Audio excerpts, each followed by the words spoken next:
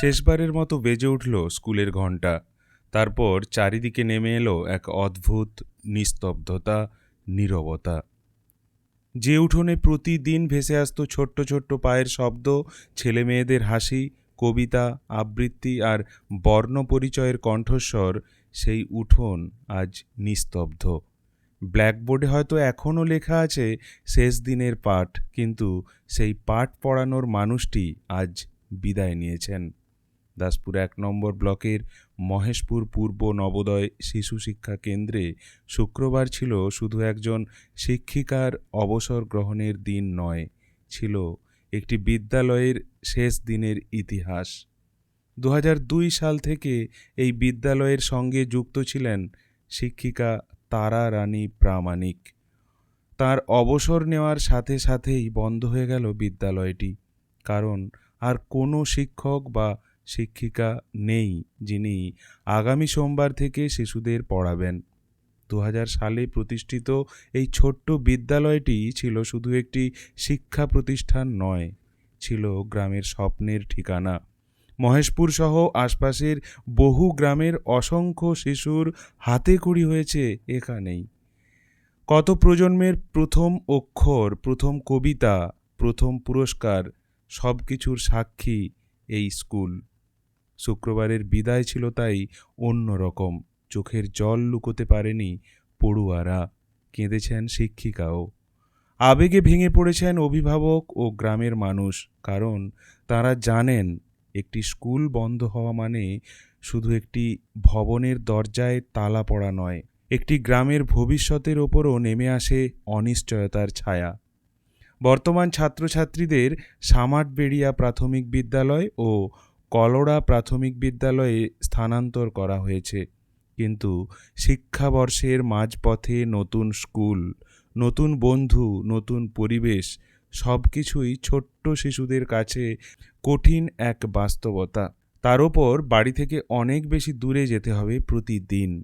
পড়াশুনোর পাশাপাশি বেড়েছে যাতায়াতের কষ্ট। অবসরপ্রাপ্ত শিক্ষিকা তারা রানী প্রামাণিকের কণ্ঠেও ছিল গভীর আক্ষেপ।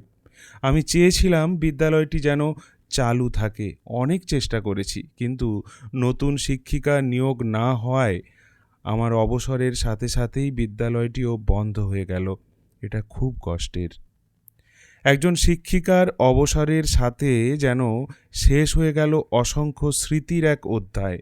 স্কুল ঘরের বেঞ্চগুলো আজও অপেক্ষা করে থাকবে ছোট্ট হাতের স্পর্শের জন্য। মাঠটা হয়তো খুঁজবে টিফিনের ছুটির সেই দৌড়ঝাঁপ। আর গ্রামের বাতাসে বারবার ফিরে আসবে সেই প্রশ্ন, একটি বিদ্যালয় কি সত্যিই এভাবে হারিয়ে যেতে পারে? আজ মহেশপুরে শুধু একটি স্কুল বন্ধ হয়নি, থমকে গেছে বহু শিশুর শৈশবের একটি অধ্যায়, আর নীরবে কেঁদেছে একটি গোটা গ্রাম। আমার নাম তারা রানী প্রামাণিক। আমি মহেশপুর নবোদয় শিশু শিক্ষা কেন্দ্রের একজন সহায়িকা। আমি ২০০২ সাল থেকে এই স্কুলে চাকরি করছি। ছেলেদেরকে পড়াশোনা করিয়ে উন্নত মানে পৌঁছে দিয়েছি। তারা পুলিশ, ইঞ্জিনিয়ার, ডাক্তার, গবেষক হয়েছে, নার্স এইসব হয়েছে। কিন্তু আমি চলে যাওয়ার সঙ্গে সঙ্গে এই বিদ্যালয়টি বন্ধ হয়ে যাচ্ছে। আমি তাতে খুব মর্মাহত। আমি এক বিদায় নিচ্ছি তাতে মর্মাহত যে আমি যদি আরও কিছুদিন ছেলেদেরকে মানুষ করে দিতে পারতাম, গড়ে দিতে পারতাম, খুব ভালো লাগতো। সে নাই হোক, সরকার যদি একজন কাউকে বা দুজন নিয়োগ করে এই প্রতিষ্ঠানটাকে চালু রাখেন, তাহলে আমি সরকারের কাছে খুবই কৃতজ্ঞ থাকব। আমার নাম আখিতা পাত্র। আমি আজ পর্যন্ত মহেশপুর নবোদয় শিশু শিক্ষা কেন্দ্রে পড়ি। আজ পর্যন্ত পড়েছি। শিক্ষাবর্ষর মাঝখানে আমরা কলোড়া প্রাথমিক বিদ্যালয়ে চলে যাচ্ছি। আমি ৪র্থ শ্রেণীতে পড়ি। আমাদের ম্যাম রিটায়ার্ড করে যাচ্ছে, তা এটা আমাদের খুব দুঃখের বিষয়। আমার নাম অঙ্কিতা জানা। আমি এই স্কুলে আজ পর্যন্ত পড়েছি। আমি ৪র্থ শ্রেণীতে পড়ি। আমাকে পরের বার থেকে অন্য স্কুলে চলে যেতে হবে, কারণ আমাদের ম্যাম রিটায়ার হয়ে যাচ্ছে। আমাদের খুব দুঃখের বিষয় লাগছে। আমার নাম অনিকেত জানা। আমি মহেশপুর নবোদয় শিশু শিক্ষা প্রাথমিক বিদ্যালয়ে পড়ি।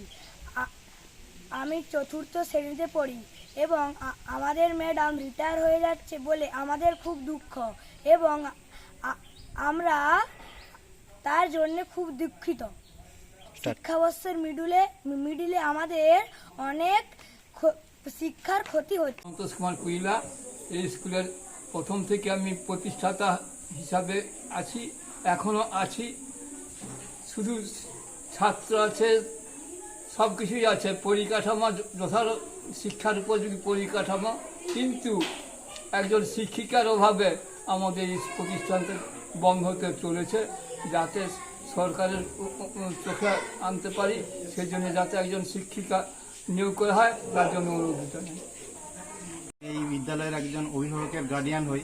আমার মেয়ে এবং আমার ভাইপোরা এখান থেকে পড়াশোনা করে বেরিয়ে গেছে। বর্তমানে আমার হচ্ছে যে ছোট মেয়ে ক্লাস 4-এ পড়ে, কিন্তু ক্লাস 4-এ পড়ে তার এক রোল, কিন্তু এই মুহূর্তে শিক্ষক না থাকার জন্য আর কি আমার মেয়েকে দূরবর্তী স্কুলে ভর্তি করতে হয়েছে। সেই কারণে যদি সম্ভব হয় এই স্কুলে নতুন করে নিয়োগের জন্য সরকারের কাছে আমি রিকোয়েস্ট করছি।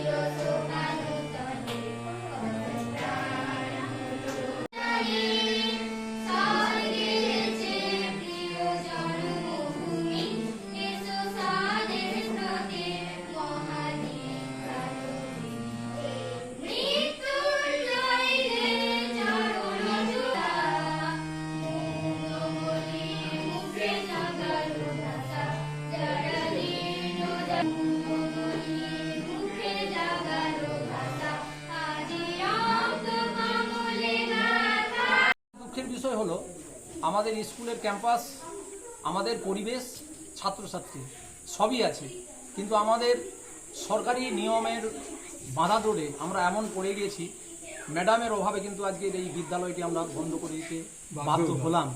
কিন্তু এটা কাম্য নয়, কারণ এখন শিক্ষা, স্বাস্থ্য সবের উপরেই জোর দিচ্ছে, শিক্ষার উপরে মেনলি জোর দিচ্ছে। শিক্ষাই যদি আমাদের সমাজে ছাত্রছাত্রীদের মেরুদণ্ড হয়, ভবিষ্যৎ প্রজন্ম তৈরি করে, কিন্তু সেই জায়গাটা যে ভবিষ্যৎ প্রজন্ম একজন ম্যাডামের অভাবে স্কুলটা বন্ধ হয়ে গেল, এটা কিন্তু কাম্য নয়, এটা সম্ভবও হচ্ছে না।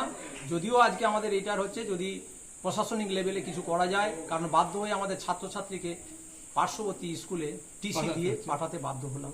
কিন্তু এটা আমাদের খুবই খারাপ লাগলো যে পরিকাঠামো আছে, ছাত্রছাত্রী আছে, পরিবেশ আছে, অথচ একজন শিক্ষিকার অভাবে এইরকম একটা শিক্ষা প্রতিষ্ঠানটাকে আমাকে বন্ধ করে দিতে হচ্ছে।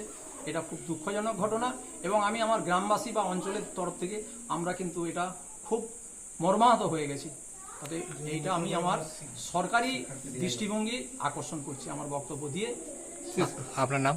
আমার নাম শ্রী গোপীনাথ সামন্ত, বাড়ি মহেশপুর। আমি প্রাক্তন এই বিদ্যালয়ের সম্পাদক, বর্তমানে আমি এই বিদ্যালয়ের শিক্ষানবিদে আছি।